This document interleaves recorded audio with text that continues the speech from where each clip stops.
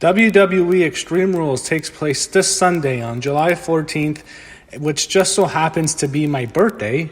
And the show will be taking place in Philadelphia, Pennsylvania at the Wells Fargo Center. The last time they did a show there for a pay-per-view was last year's Royal Rumble, which was a very good pay-per-view. So this show has something to live up to. You have a lot of matches on this card, and I'm expecting this to be a 4-hour show.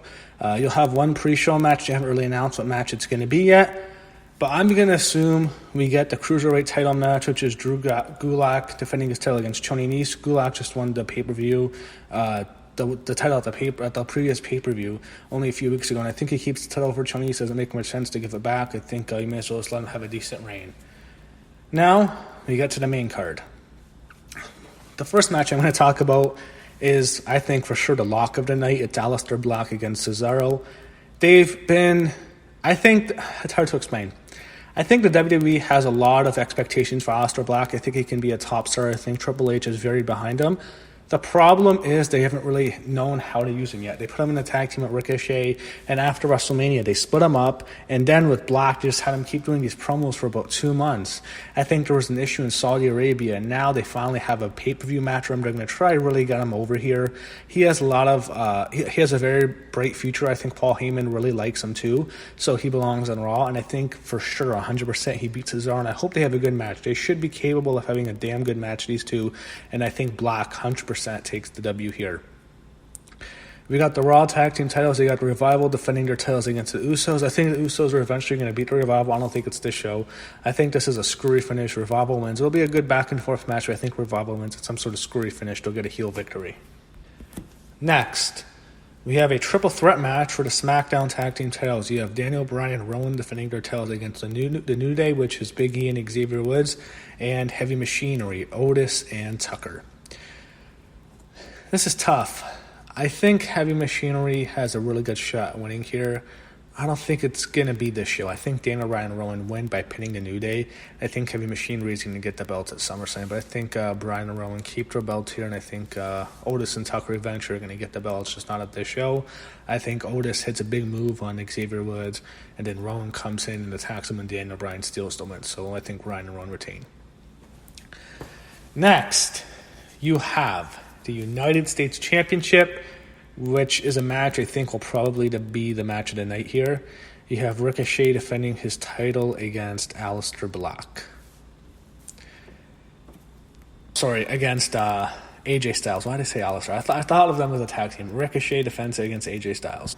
This is a very interesting match.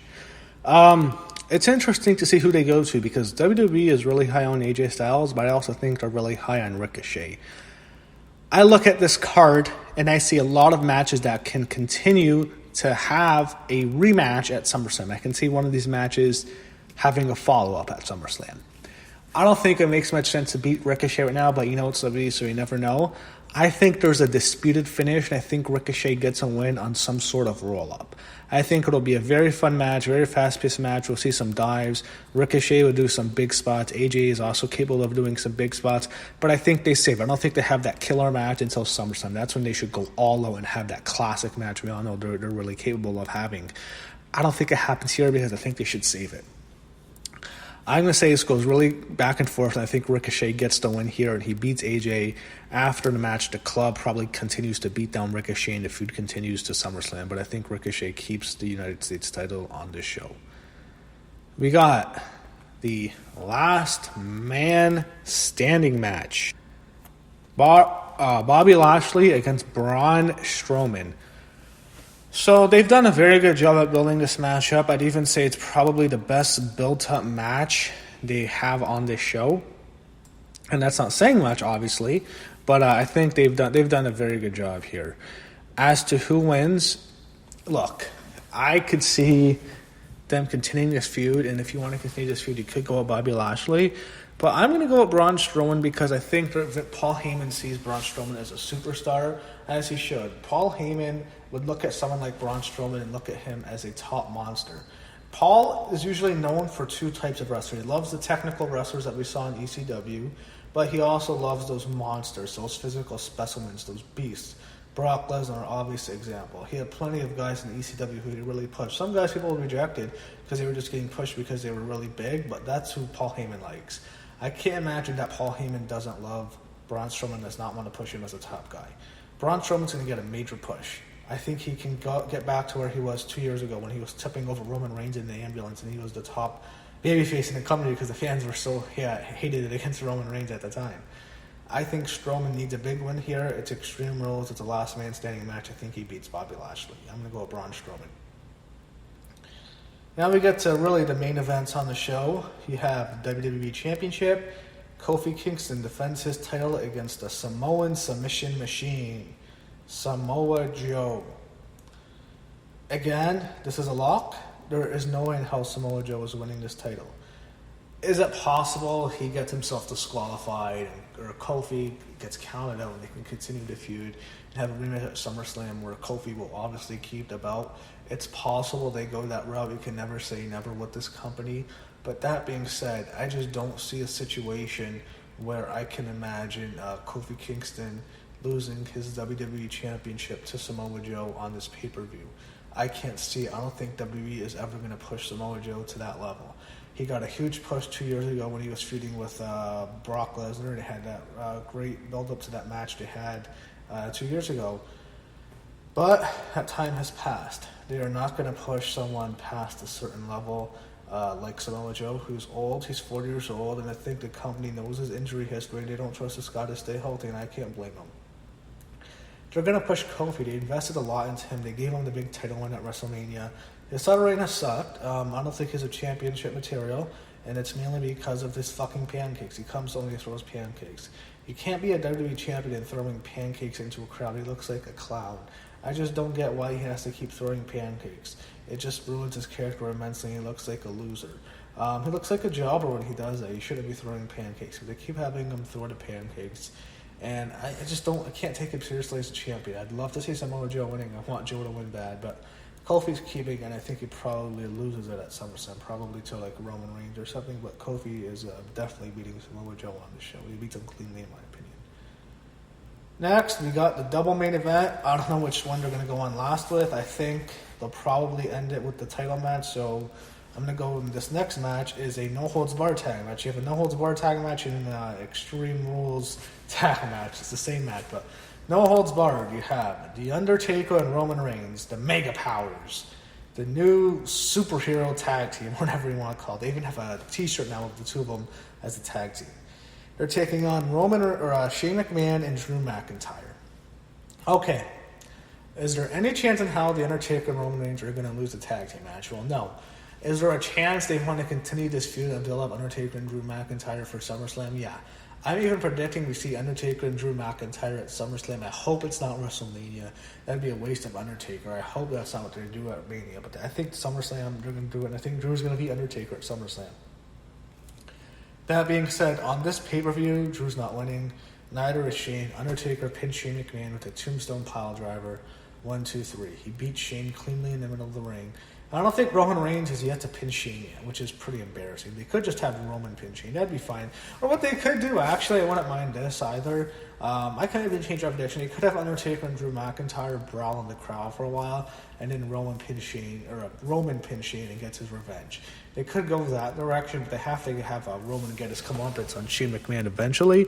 They could do it like that, but I think the more likely scenario, I still see Undertaker getting a 3 count because it's Undertaker, and I think that sets up Undertaker and Drew McIntyre at SummerSlam, which Drew will probably win. But for this match, I think Taker and Reigns definitely take the win here.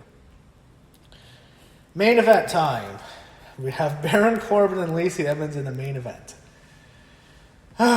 You have the WWE Universal Championship and the Raw Women's Championship defended in a winner-take-all mixed tag team Extreme Rules match. Okay, that was kind of hard to say it all. You have 4 things to say. 2 titles, winner-take-all mixed tag Extreme Rules. All right. The champions, the Universal Champion Seth Rollins and his girlfriend, the Raw Women's Champion Becky Lynch, they have as much chemistry as 2 14-year-olds going on their first date together. It's really awkward when you watch them. I saw Becky even tweeted something about that. It's just awkward. They have no chemistry together at all. I don't know. So it makes people think, are they even really a couple, or just they're really uncomfortable for some reason? And they're both in their 30s. I don't know why they're so uncomfortable. But, yeah, they're horrible on TV together, in my opinion. But they're defending both their titles. It's winner take all against Baron Corbin and Lacey Evans. Oh, wait, I'm sorry. I missed a match. The SmackDown Women's Championship. Sorry, I missed a match.